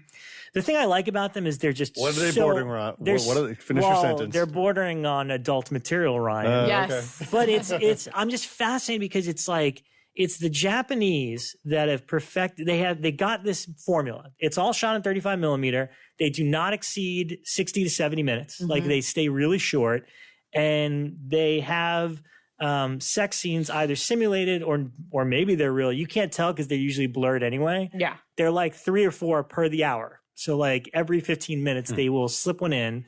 But the stories, literally. Hashtag for the episode. Shockwave, slip one in. Episode 62, slipping one in. But But the stories they come up with to make these scenes work are so fucking outrageous. And that's what appeals to me, is because if they didn't have the sex, it'd be bordering on like Tarantino level insanity. Well, actually, a lot of these went on to influence Tarantino. Like, this is truly where a lot of his stuff comes from, like the Sex and the Fury series, which I'll be talking about. I've seen Sex and the Fury. A lot of influence with him. But there were these long-running series within them, like Lynch Law Classroom, and it was Red Porno, I think, was another, or Angel Guts was another one of the series. Where's the pinky term come from? Is it the pornographic meaning, or is it something else? Pinky hand. I don't know. I always assumed that it was like the skin angle. okay. Yeah. That's why it was pink, but I don't know. That's what I assume too. Yeah. So, but I also included. Tweet at us what you think it is. Can of worms opened. Don't do that. So I've always liked the Sex and the Fury films, and I also have to throw out another one, Girl Boss Gorilla, which is a female biker gang pink film that I've really enjoyed. And these films in general, Rob talked about the formula. They do something weird where they mix sex, which is sometimes really brutal. Like sometimes it's not. Sometimes it's more like, like a porn where it's like casual sex happens. Like, oh, you're here to deliver the pizza. Let's do it. Sometimes it happens casually, and then sometimes it's far more kind of violent and brutal. Yeah. But they also somehow always have some element of humor in them. A large portion of them do. Girl Boss Gorilla is kind of a weird one in that regard, where it's almost a comedy, but it's a girl gang, so it's kind of an exploitation biker thing, but then it's got some sex scenes in it. The whole thing's kind of bizarre, but it's a wonderful hot mess. I just love that it's movie the epitome so much. of you never know what you're gonna get. Yeah. And that's the thing. Some of them are a little on the rapey side, which is the kind of stuff you're like, I shouldn't be watching this one. Like, again, I think Synapse's Nikkatsu collection is kind of what, if you wanted to delve into this stuff, the closest, I don't really like this one because it is a little too violent, but they did one called Zoom In Sex Apartments, which is totally a giallo, which is basically like this serial rapist that wears black gloves, but then he also sets like their vaginas on fire after. It's what? That's what I'm saying. If you eliminate like just the sex parts of these, you're like, that is the craziest fucking giallo idea. Wait, he sets them on fire in a bad way? Yeah, no, like my God. yes, Elric, yes. Oh, okay. Or he's just that hot. He's like scorching herpes and a lighter. And a lot of syphilis. Well, I've heard that a few times. The one that I included is not quite that intense, but it is. I wanted to put in something that's nunspoiltation just because that's what I've become known for. And this is one of my favorite nunspoiltations because it is a Japanese pink film. The majority of the nunspoiltation films come out of countries where they have predominantly Catholic populations. So you see a lot of Spain, you see a lot out of Italy, and you see a lot out of Mexico. To get a nunspoiltation film out of Japan is like crazy. So School of the Holy Beast from 1974. That's a good movie, though. That's actually a really good movie. So that's what I'm getting to. So this, it was Notice made by... I preface it by saying though. Yes. No, this is from Toei Films. Guys, I don't even need to talk about my picks. I'm just gonna roll with Bekah. Let's just keep going with Bekah. Okay. Going down the Riff off rabbit hole of nuns. So School of the Holy Beast from 1974. This is from Toei, who is like a legit film company. And they did a lot of the pink films, admittedly. So this follows the same plot, the same style, and the same formula of the majority of, and note the paper I printed this on, right? I'm taking a picture I'm right taking now. a picture of Rebekah's paper because it's literally child paper. It's got the alphabet around as a border of the paper. I print out my daughter's coloring in the middle pages on of it. this children's alphabet with cats and elephants and alligators, it says, School of the Holy Beast. I love it. All right, call the pedo car. Where's the pedo car? Pedo car. Okay, so School of the Holy Beast. So this was made by Toei. Follows the same plot and formula of the majority of the nunspoiltation films, where a woman becomes a nun, then discovers that the convent's completely corrupt. There's torture, there's lesbianism, which at the time was perceived as, total corruption for nun. That was always like the climax of these films, was like, or maybe they'd kill somebody, but majority it was like, oh, well, I've tried a man, but I'm still hungry. And then it escalates. So it was the formula. You always had to have a lesbian scene in these films. And so it still has all of those things, but it's in a Japanese setting, which definitely adds something different that I'd never seen before. But it's absolutely fucking gorgeous. That's the weirdest thing. This is the most beautifully shot exploitation film. Like, you're watching it and you're like, yeah, they're like beating her with whips. This is so beautiful. It's just, I don't even know what they were thinking. It's incredibly stylish. It's incredibly artistic. And when you start looking at reviews online, everyone else will say the same thing. Heinous stuff, total sleaze, trash. Oh my God, this is beautiful. So yeah. That's School for the Holy Beast. School for the Holy I was trying Beast. to see, do you remember that movie Horrors of Malformed Man? I love Is that the Horrors same of director? Malformed Man. I was trying to look it up. The guy who did this did a lot. This is the same guy who did Girl Boss Gorilla. It's the same guy who did all the Sex and the Fury films. This guy made like hundreds of Pinky films. So I don't know if it's the same as Horrors of Malformed Man. That's a really great movie. I loved Horrors of Malformed Men. Different guy. Different guy. But same kind of company. 5-second version. Horrors of Malformed Men is kind of about a girl who goes to a mysterious island and discovers all these deformed people. It's got a lot of Hiroshima overtones to it. It's really kind of a horror film answer to the atomic bomb. Really well done, but definitely considered an exploitation film still. Huh. All right, Ryan, hit us with something that's not I'm trying to think. What's a I'm favorite trying to- subgenre? I'm trying to think of something with a lot of sexy time. What are those? What are those Italian zombie movies that are that are basically straight up porn? Those are the Joe D'Amato films. Yeah, let's talk about those Dude, because they're hard to watch. when I watch those, I feel like I'm going to get crabs. Wait, Okay, those wasn't your ones are Bohemian? so skanky. Yeah, that's one of his. the one we talked about earlier. Beyond the Darkness. So the ones that I've seen are like Papaya, Love Goddess of the Cannibals. He's got a couple There's of like them. what, Oasis or something like What's- that. yeah, what's Oasis of the Holocaust? Zombies. And Porno Oasis Holocaust is is a another zombie. one. Porno That's another Holocaust. one. Porno That's it. Holocaust, yeah. So these are just pretty much straight up zombie films, and they're all really boring zombie films. And then somebody will casually have sex. Sometimes while Casually. they're having I sex. saw a lot of vigorous sex. Yeah, and it's Did they ever never. have sex with zombies? I don't think I've Yes. seen that. That Porno happens in Porno Holocaust does. Holocaust. Really? Yeah. And it's never well filmed. Like, it's neither a it's good not. zombie It's- movie nor a good porno. There's Yeah. a lot of gnarly photography. Yeah, in these these are things. not So- good-looking people either. It's not like these are not polished. Guess they won't come on our show people. either. You can just So, see yeah. the syphilis dripping off of the privates. Yeah, those films. I remembered kind of Which brings being me like, to exploitation. I mean, that cover. Oh wow! my. Holy Let me shit! see, let me That's- see. I just brought up the That Porno is This is good. Holocaust cover. Don't worry, guys. We'll Instagram this. Oh yeah. my. Jesus. oh Christ. my, that's a zombie. Ernie can't take this one.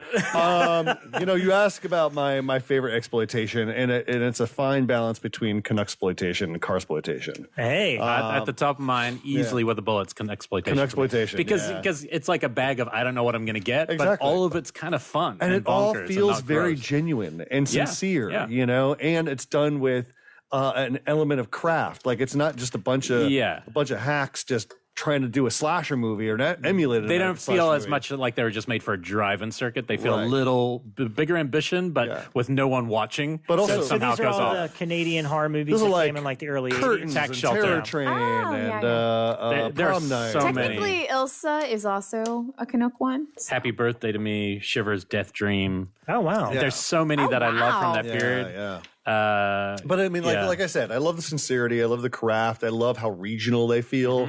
My Bloody Valentine, I love just hanging with those characters because Yeah. they have such sweet accents and they're all really nice. And they like to drink beer. And it's like, yeah, I want to hang out with you guys. And that's what carries you through My Bloody Valentine is your love for these characters. Same with Terror Train, Terror Train just has like I want to live on that train and hang out and then, be brutally murdered.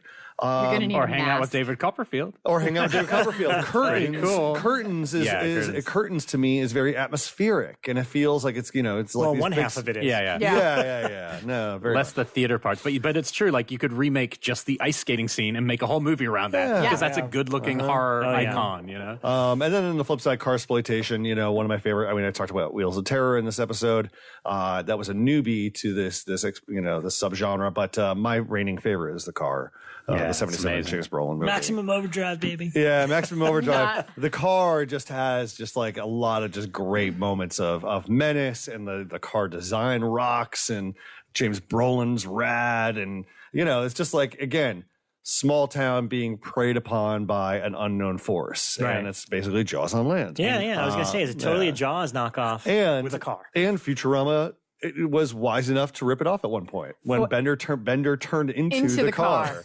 It was so good. Yeah, the Ware car. The Ware car. And Guillermo has the car now, and he drives it every Sunday, apparently. Only on Sundays he has the car. That's true? That's a true story. He takes it out on Sundays, Guillermo del Toro. I want to go find. I don't know. He owns it. It lives deep. I don't know if he owns the original or if he like built it to the specs, but it looks exactly like the car. That's his Sunday thing. He takes the car That's what I out hear. But yeah, I mean, there's the films like you said, Maximum Overdrive is probably my second fave. Yeah. Vanishing Point. I mean, but that's like one of my favorite films ever. Not even just in the car exploitation subgenre. Like I love that movie. I love. I'm channeling going back to canuck-sploitation. I love because it is a bag of like God knows what you're going to get. But I think a couple Deathstream I think is like a flat out masterpiece. That's the Bob Clark movie. Yeah, right? I think that. I mean, obviously Black Christmas also comes from this too. I mean, a lot of it comes from tax shelters. A lot of the best movies we all love comes from weird countries' tax shelter systems like Australia and New Zealand. But the two I've talked about them and a lot. I've overly talked about The Pit, of course, just for pure bonkers fun. But the one I really would always tell people they got to see is Pin. Like Pin is my favorite of all like Psycho spin-offs of what is basically taking from the Psycho kind of legend and myth and story. I think Pin is a classy little gem of a movie. So if you haven't seen, I did do a projection booth on it once, way in depth. So I won't waste too much time here, but it's just a really great little movie. I don't think the director did much else besides that, but it's got our stepfather, Terry Quinn. Terry Quinn as the doctor start talking to a plastic, medical mannequin that, comes to life in quote marks, at least in the mind of his son after he's gone. And it's a really creepy, effective little movie. So canuck-sploitation is different than a lot of these because it's not like a word you can say and instantly see it in your head. Right. I say blaxploitation and you pretty much get a sense of what kind of film it is, even though some films buck that trend in an interesting way. Yeah. I think that's another one. It's like you've got a movie like Ganja and Hess, which is classy as fuck and like really artistic, but most of the films in there are just like the Blackulas are good movies. They're just ripping off other things. I have one of those, so I will hop in. Yeah, I have one here. too. You hop in. Okay, so I included Disco Godfather from 1979, also known as The Avenging Disco Godfather from 1979. This is the one when people talk about blaxploitation that I'm always like, okay, you need to stop and go watch Disco Godfather. This is Rudy Ray Moore, who we discussed recently on the show when we discussed the Devil, Petey Wheatstraw. But this is kind of their other, I won't call this a horror film, but I will say it's got a lot of horrific imagery in it. So Rudy Ray Moore plays a retired cop who runs a disco, and they're having this crazy PCP problem in his neighborhood, angel dust as they call it in the movie. And so he, as a retired cop who's running a disco, goes on a crazy rage rampage to try to rid the world of PCP, fighting the dealers and the junkies and everybody who's involved in the manufacturers. And it's amazing because you've got this crazy disco, like shiny scene. There's so much roller skating in this movie. It's like Xanadu. So much roller skating. So you've got this crazy disco stuff with all of this great music and dancing and everything. And then they cross-cut it with all of this horribly trippy PCP nightmarish imagery. Because in the movie, people will get trapped in these PCP nightmares, and that's how Rudy Ray Moore gets involved. Is these people like are taking this horrible PCP and they get trapped and they can't get back out, and so he's trying to stop it.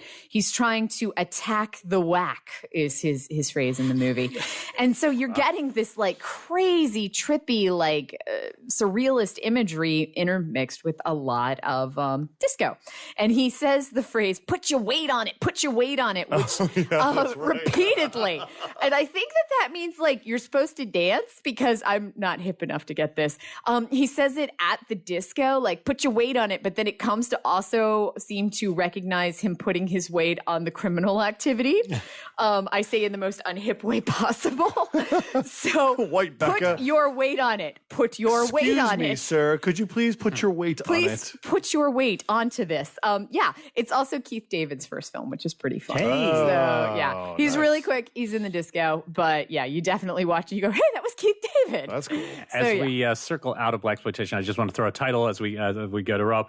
It's coming out soon, and it's really good. And Elijah Drenner has worked on. He tells me it's like one of the best releases he's worked on. Is JD's Revenge, which is the detective ghost story. But he says this release is just gorgeous and have great extras. So look out for that one. It's a ghost PI blaxploitation fun, and I remember really liking it when I started a long time ago. So I'm excited to revisit that one. And Disco Godfather is just got a fancy schmancy release a couple of months, maybe a year ago, from Vinegar Syndrome. That's right. Yeah. Well, my next title is one that I share with Elric. I've got it on my list. I love ripoffs that literally films that are exploiting other films. And the most bonkers one you'll ever see is this Indonesian movie called Lady Terminator. Yeah, it's so cool. And with an Australian lead actress. First she mates, then she terminates. Yeah. And my memory is it's actually like a mashup of several 80s movies, if I'm not mistaken. It's been a while since I've seen this one. Yeah, it has some Terminator stuff, but then also some weird like serial killer stuff, and then weird worshiping things, the weird ceremonial stuff at the start. Isn't she like some sort of princess or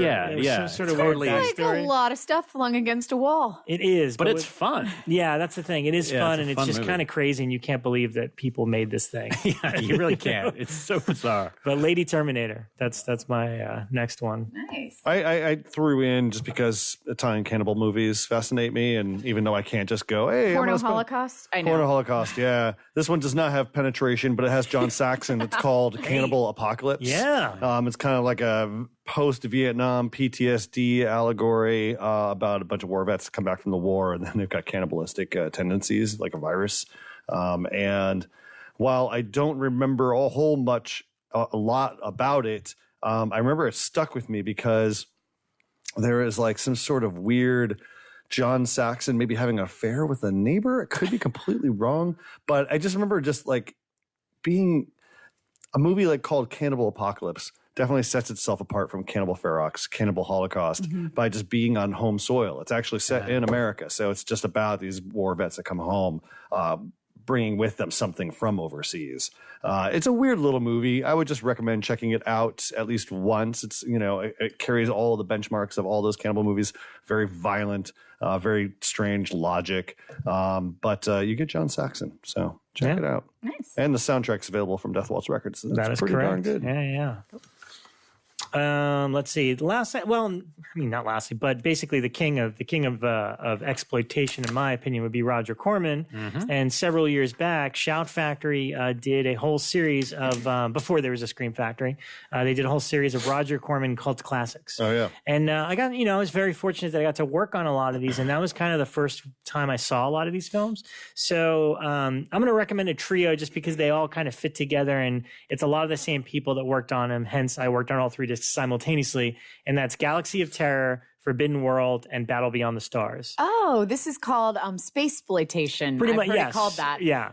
And the first two were more horror movies than Battle Beyond the Stars. That Battle Beyond the Stars is more just a Star Wars knockoff and not that great one. But the stories behind how these were made and the ambition behind it. I mean, literally, I think James Cameron was helping prop assistant on Galaxy of Terror. And by the end of the third movie they were working on, he was already set to direct something for them. Like his evolution.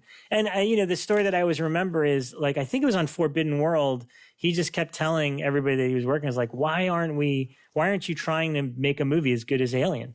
We should be trying to make Alien. Alien's the best movie right now, and we should be trying to make something just as good.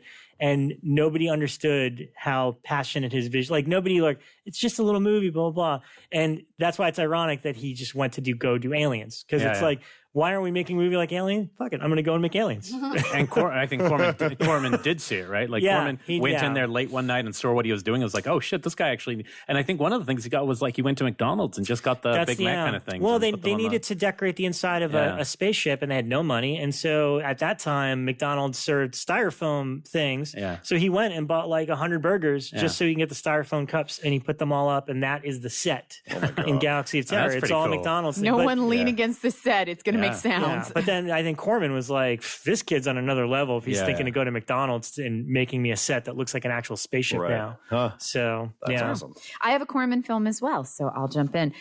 This is one of my favorite movies ever, and I struggle to call it an exploitation film, but when it came out, that's what it was truly considered to be, and that is 1959's Bucket of Blood. That's a trend starter. Yeah, I consider this to be, this is a trend starter, and it was considered to be an exploitation film. It was like cheap drive-in fare. And I consider this to be one of Corman's best films ever, just because it is so kind of still topical today and really topical at the time. He co-wrote this or co-created it with Charles Griffiths, and apparently they just were hanging out at beatnik coffee shops around LA and said, these people are really annoying. Let's make a movie about them, and just kind of combined it with The Mysteries of the Wax Museum from the 1930s. And boom, they had Bucket of Blood starring Dick Miller. So obviously trend-setting in that regard as well. Dick Miller plays a struggling artist who can't find a way to kind of fit in with the highbrow art crowd. And they're horrible people. So you spend much of the movie going, why would you want to fit in with these people? And he eventually kills his neighbor's cat, kind of turns it into a statue. And then everybody loves the statue. So he goes, I wonder if I can do this with more dead things. And then, of course, it escalates from there. It's Beat Generation. That's the interesting thing. It's the last you really get of that generation on film in some weird way. Because then it becomes Herschel Gordon Lewis stuff after that. Yeah, they are full in like berets and black turtlenecks. And it's like full beatniks. But this kicked off their kind of horror comedy crossovers. Like they followed this up with Little Shop of Horrors and then Creature from the Haunted Sea. But this kind of opened the door for a lot of the horror comedies to come in the 1960s, which we do know more as exploitation. Things like Herschel Gordon Lewis's, the 2000 Maniacs and things like that, where it really is intentionally blending horror and comedy together, getting more gruesome as it goes to see how far they can push it. So this was kind of like one of the first ones to open that gateway. My favorite Corman stuff, I mean, of that in terms of what we're talking about, is woman in prison films, hands down. I'm weird. I'm not that into like pinky and porn.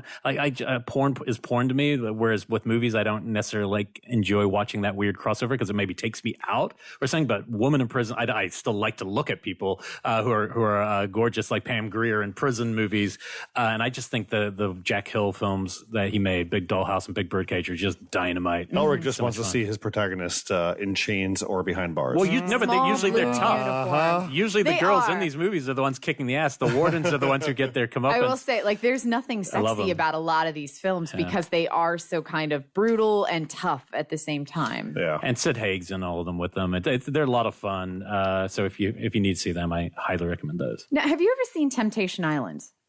No, wait, it's not called Temptation Island. Terminal Island. Favorite Thank TV you. shows. Yeah, no. Forget that. Terminal Island, Stephanie Rothman film.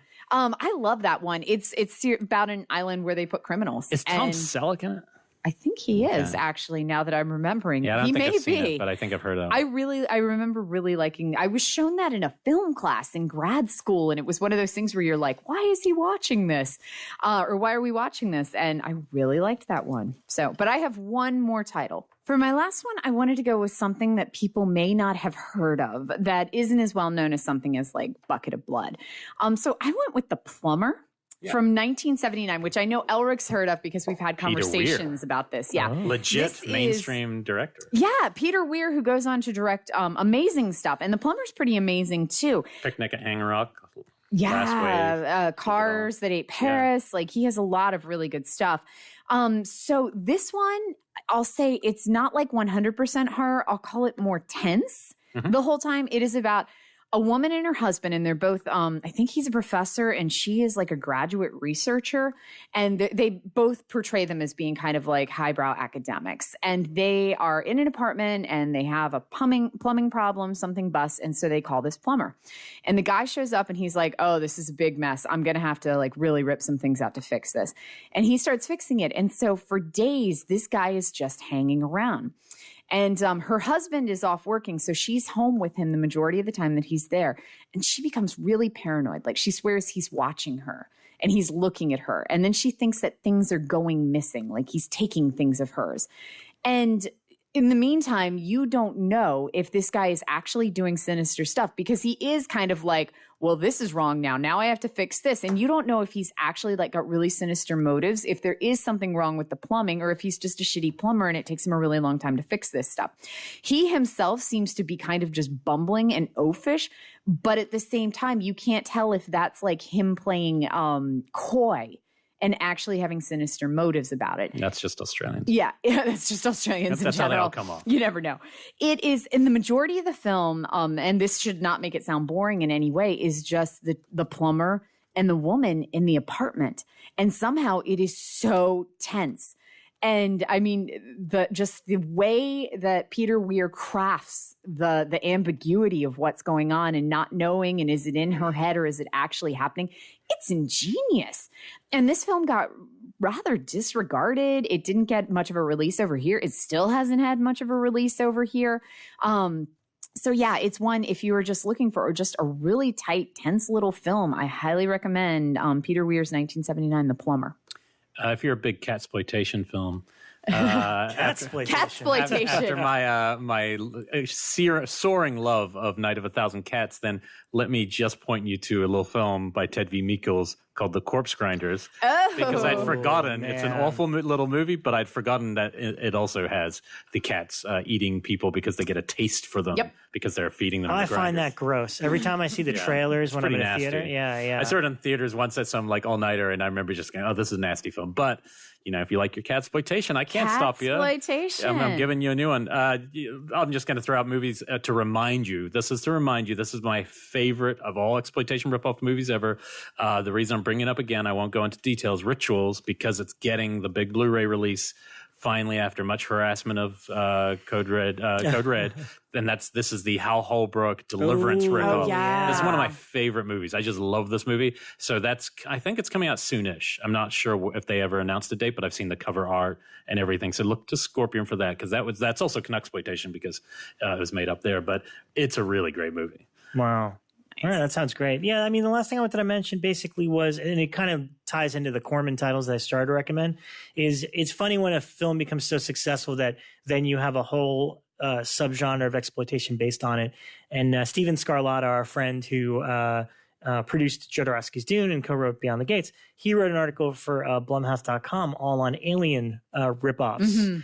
Because basically, you know, Alien became such a big thing. And again, some of the Corman stuff I brought up is falls in that vein. But I neglected to mention to our listener and supporter, Dennis Atherton, that I had seen Extra on the big screen a few weeks ago. So lucky. And that I think falls in the Alien Alien ripoff / exploitation.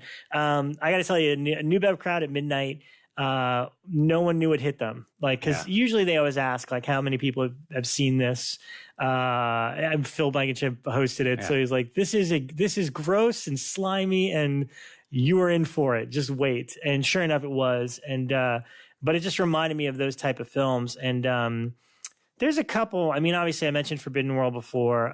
Contamination falls into that. Creature, which is actually Titan Fine, and that's William Malone's first Klaus film from Kinski with Klaus Kinski from 1985.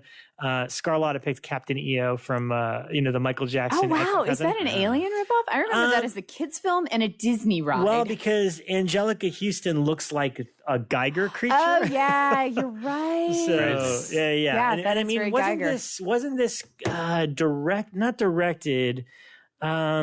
No, it was directed by Francis Ford Coppola and written by George Lucas. And it's got Michael Jackson in it, with right? For Michael Jackson. Yeah. And basically they used elements from all those things. So that's kind of hilarious. I went to Epcot when I was a kid, and they were doing like a huge Captain EO push, and I got this like little monkey with a long tail that was stuffed. Yeah, that's right. Yeah. In the movie, and I don't know if I ever actually saw the movie. I just remember the whole Epcot thing around it. Yeah, and apparently Fred Olin Ray did a couple. He did one called Deep Space in 1988. So that's kind of crazy. And Biohazard in 1985. So there's a lot of if you want to go into the Alien ripoff stuff, there's one that Shout Factory put out as a double bill, and I lost it. Let me see if I can find the link again. But basically, it was from the Corman collection, and I'd never seen either of them. There's one of the Corman space films where the actor is dubbed with a British accent. And I can't even remember which one it is, but it was so Corman when I was watching it, where the actor's speaking and you're like, I've heard that actor speak before, but he was dubbed with a very classy British accent. So, it's The Terror Within and Deep Space. They put out a double bill of this, and I'm curious if anyone out there has ever seen these. Because I never have, but I always remember that cover art for both of them. Terror Within, I've seen that cover. I haven't seen the other one. Yeah, Deep Space. So, Dead Space, right? Dead Space, yeah. So, a lot of fun stuff. Yeah. No one mentioned any animal exploitation or nature. Cat-sploitation? Cat-sploitation, I guess. But those, like, the animals run amok? Yeah, I feel like animal attacks is like a nature different. exploitation. I don't even feel like they're exploitation. I feel like that's its own subgenre. It is. Animal attack movies. Yeah. It totally is. Yeah, and that's a Ryan subject to get to at some point. Yeah. All right. I mean, this is the kind of thing we could talk for hours. So there's so many titles, but we've been doing it for a month. So Exploitation month is slowly coming to grinding to a halt. So thanks for listening, and give us your favorite subgenres. Slide them on in, and let us know the best movie in that subgenre. Yep. And check out American Grindhouse. Good little taster for this. Indeed. Definitely. All right. See you next week. See you next week.